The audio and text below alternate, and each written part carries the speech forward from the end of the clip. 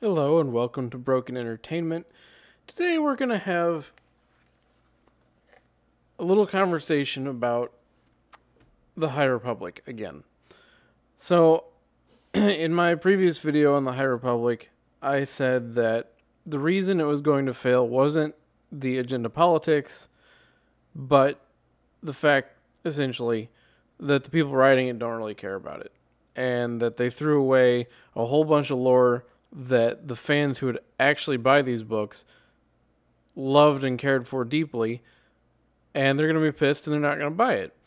And Disney thinks, oh, that's okay, we'll bring in a bunch of normies. Well, normies don't buy books like that. They don't go, I'm going to buy a bunch of Star Wars novels, because that's just not how they work. They wouldn't be normies then, they'd be hardcore fans.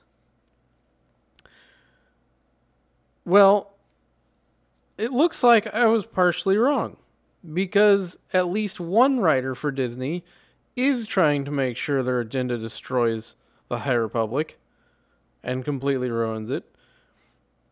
And this is from Bounding into Comics. And don't contact any of these people, because Twitter is a horrible place. But Justina Ireland tells Star Wars fans not to purchase the High Republic. Star Wars The High Republic author Justina Ireland took to Twitter to tell Star Wars fans not to purchase The High Republic. Ireland telling Star Wars fans not to purchase The High Republic comes after she recently bashed white men. Earlier this week, she took to Twitter where she wrote, I guess mediocre white men are still going to be on here bragging about their mediocrity as though it's a hilarious anecdote instead of pure assholery, so thanks for establishing that baseline early 2021. In a follow-up, she added, imagine writing a 20-tweet thread about outsmarting your 9-year-old. What a waste of perfectly good carbon. So that's in relation to some guy I've never heard of who wrote a long thread on Twitter about his 9-year-old trying to figure out how to open a can of beans. And he essentially tried to kind of tough love her into figuring out how to do it herself rather than doing it for her. Blah, blah, blah. It says her bashing of white men in general came in response to a tweet thread from podcast host. There he is. John Roderick. Yeah, no idea who he is. Anyway, Ireland is telling Star Wars fans not to purchase the High Republic because this person, Gita Jackson, I also don't know who that is. Motherboard writer Gita Jackson, no idea. Anyway, content creators. It used to be common folk wisdom to not share your political beliefs for fear of losing fans. I believe rather strongly in that, personally. How has the last 4 years changed that? Are you still afraid of losing fans? So, what has happened in the last 4 years? Twitter has exploded into a cesspool of hatred for anyone who isn't far left. Not just left, far left. And they routinely attack anyone they even suspect supported President Trump. And they have spent 4 years, especially comic book creators, have spent 4 years freaking out over the president, which for private citizens, whatever. But when you represent a brand, okay, you should probably at least balance to some extent what you're saying. Not that they should have supported a president they didn't like, but that they should have maybe stuck to promoting comics, promoting the company they worked for, promoting their books, much of which they didn't do, and we'll get into that later. But anyway, in a follow-up, she wrote, relatedly, if you're okay with calling your audience of assholes, do you have a secondary revenue stream, Patreon, or is it just ad revenue? So it's written right here what happens when you start to get political with your audience. because nobody likes it shoved in their face. A lot of people who might agree with you don't want it shoved in their face. And to call people who disagree with you assholes is pretty impressive. Ireland responded stating, "The problem is, if you don't like my politics and my beliefs and my moral compass, you aren't going to like my books. So let's just go ahead and save everyone some time." The problem with that assumption is that it assumes that because you don't agree with their politics, you're not going to agree with what they're writing. So either they're cramming their politics into their fiction novels, or they just assume, well, because Star Wars is more open-minded, anyone who disagrees with me is automatically closed-minded, therefore they don't like Star Wars. Well, I mean, we know that's not true. And we've had Star Trek actors as well say that nobody conservative, in that instance meaning not left, like Star Trek. And of course, that also isn't true. Because lots of people like lots of things for lots of reasons.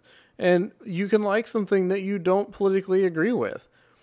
Especially if it's a well-written story. It doesn't really matter. Ideally, to me, an author writing a book does not insert their political opinions into the book as an agenda. Now, they may take inspiration from it. They may, like Gene Roddenberry, want to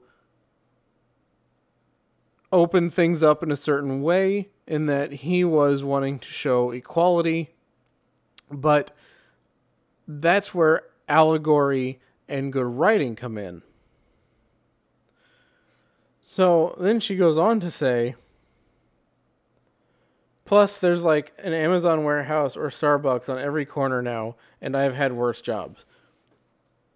That's the line that made me make this video. Because I am trying very hard to get published, and I know thousands and thousands of other people are too.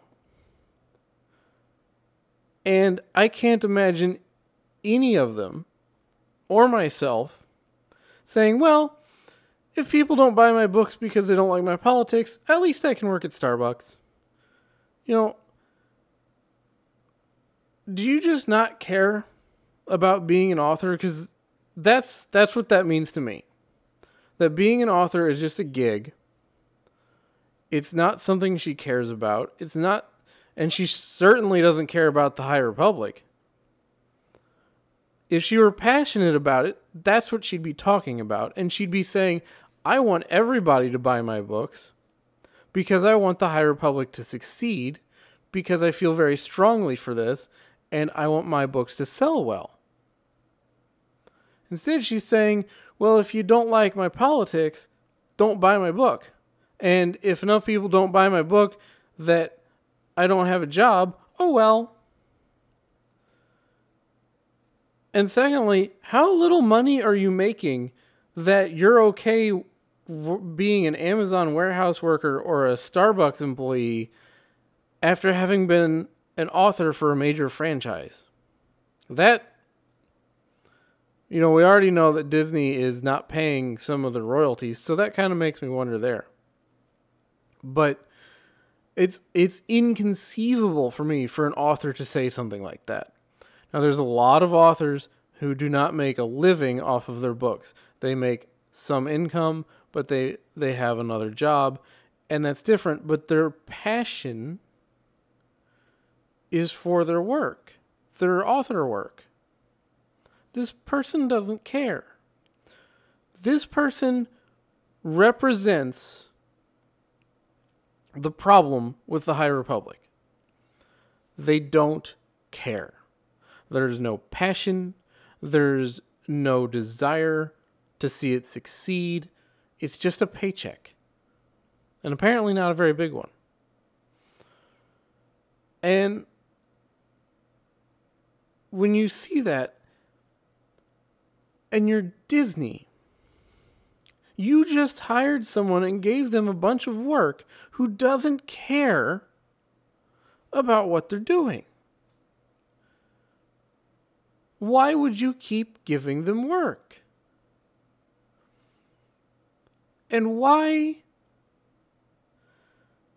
would you expect Star Wars fans to run out and buy these books if they're being told not to by the very people who are writing them? I can't even imagine being Disney and seeing this and going, okay, I want passionate people.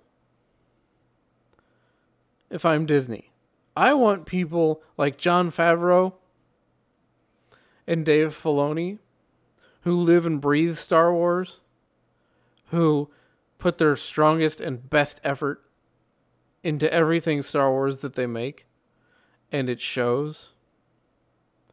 I don't want someone going, this is just a paycheck, I could work at Starbucks. And as a fan, it doesn't matter whether I agree with your politics or not. And it shouldn't be in your books. Especially when you're writing in somebody else's sandbox. But if you're going to tell fans not to buy the books, I'm not going to buy it. Whether or not I agree with you, it doesn't matter. Because you don't care. And because you're willing to tell fans to sod off. Because they don't agree with you. Now, this has happened before. And is already happening, still, in the comic book industry. And this article uses an example of Battlefield 5, which tanked horribly, because, in part, the CEO of the company told people, if you don't like the fact that there's female characters in World War II, don't buy the game. And again, the problem with that is a lot of people will say, well, I don't have a problem with that, but I do have a problem with you telling people not to buy the game. And if you look at this Forbes article, this is from 2019. Surprising new data shows comic readers are leaving superheroes behind. Manga has soared through the roof. Is making a jillion dollars everywhere. And part of the reason for that, and we'll get deeper into this article, part of the reason for that is comic book creators working for Marvel and DC have been saying for 4 years, if you don't like my politics, don't buy my book. So people don't. So this article, move this over here. A day after New York Comic Con put an exclamation mark on the media dominance that superheroes exert over today's entertainment and popular culture, data was shared in a private industry conference indicating a massive shift in the comics publishing industry has reached a tipping point. Remember, this is 2019. For the first time anyone can remember, superheroes are being outsold in their native medium, American comic books and graphic novels, by other kinds of content, notably kid-oriented and Japanese or Japanese-inspired manga. The sales trends behind this shift were laid out by longtime industry analyst Milton. Sorry, I don't know how to pronounce his name, and I don't want to butcher it. In conjunction with metrics site Comic-Con, they gather market data on the North American comics industry, tracking sales of periodicals, trade books, aka graphic novels, and download to own digital comics. So we're going to skip some of that doesn't really matter. Comics are distributed through a single firm, Diamond, in an arrangement known as a direct market, comic book stores. Because this inventory is non-returnable, the number of copies ordered and shipped to comic stores are counted as sales, even if they do not sell through to customers at retail.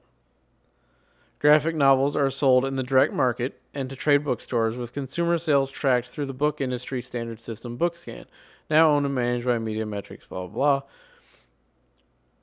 About 90% of comics and graphic novels in North America are sold through bookstores or comic stores, with 9% going through digital services. ICV2 has estimated the total value of this market at $1.95 billion in the U.S. and Canada in 2018, up modestly from 2017. Let me skip around here, get to the point. Here we go. But for the last several years, the trade book, graphic novels, channel has become an increasingly significant driver of revenue, gaining double-digit year-over-year increases as comic stores' sales have declined. So, the thing about graphic novels is a lot of those graphic novels that are selling are classics. Famously, I think it was 2 years ago, might have been one. Dan Didio, the then head of DC Comics, said that they sell more of their old comics than their new comics.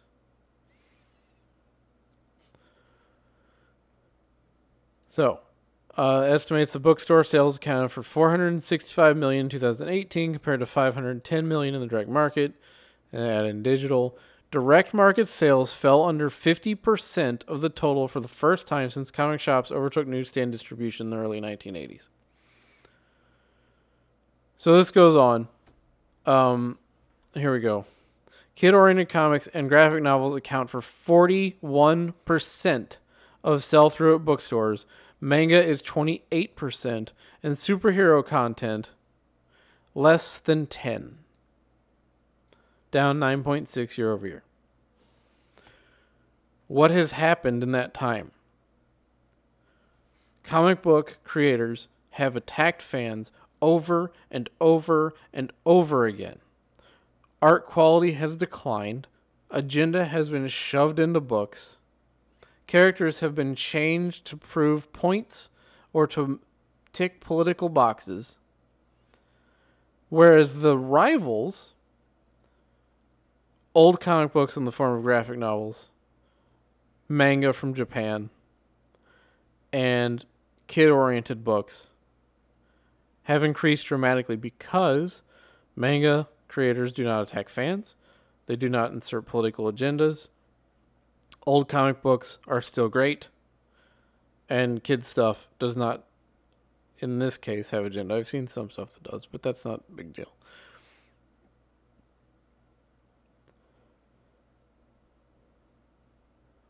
When you attack fans and you tell them don't buy my book, they don't.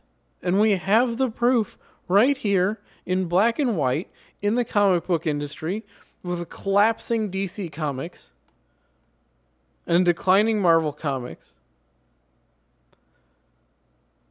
You know, DC Comics has fired the vast majority of its staff and has dropped from 52 books to 34.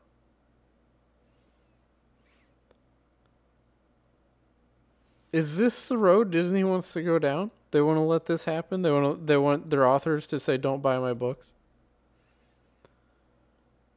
The same thing's going to happen. So I was partially wrong. Agenda is going to kill it because at least one author who is prolific, they have several books, is going to come out and say, don't buy my books if you disagree with me. So for me personally, as an aspiring author, once I get published, if you don't agree with me, buy my book. If you agree with me, buy my book. Because I just want to entertain people. I try very, very hard not to get political. And it's just unbelievable to me when so many of us that want to be authors work so hard to get there, that you have a person like this who does not care. She says it right here. Well, I can work at Amazon warehouse or Starbucks. So many people work so hard and go through the process of either traditional or self-publishing and work their ass off. And you got this person who is telling people not to buy their stuff because they can work at Amazon. And she gets to write a whole bunch of Star Wars books. That kind of person is going to kill the High Republic because their books are going to show their lack of care, their lack of passion. The great books that have been written in any franchise or on their own, those books are great because of the passion of the author involved. So, we'll see sales numbers. I'll tell you now, the High Republic first comic book sold quote-unquote 200,000 copies. That's less than some Batman titles have sold. And that's not to customers, that's to stores. And the way they set up those sales is if a comic book store wants a really fancy alternate cover to sell to people, they have to buy X number of other comics first. So a lot of those sales to comic stores are inflated because they're trying to get special covers. 200,000 copies is not much. That's in a country of 350 million people now? And you know how big Star Wars is. And you sold 200,000 copies to stores. And now you got this person coming out. If you don't agree with my politics, don't buy my books. To say nothing of their hatred of white people, which is a separate issue. It's really disappointing to see because, like I said, so many of us work so hard to get published. And someone like this, who doesn't care at all, they get to write books for Star Wars. So if you're okay with a bunch of books written by people that just consider Star Wars to be a paycheck, then go buy the High Republic. Because that's what you're going to get. And it sucks. It's really unfortunate that Star Wars is getting that kind of treatment. Star Wars fans who have been with the series, the franchise for years and years, deserve better. Certainly better than they've been getting, but also better than this. Fortunately, there are two people who care. Dave Filoni and Jon Favreau. And they make The Mandalorian, which a whole lot of people watch. Most of them didn't buy the Star Wars comic. So if you liked the video, please hit the like button. If you're not subscribed, consider subscribing to the channel. Ring the bell for notifications, and I will see you next time.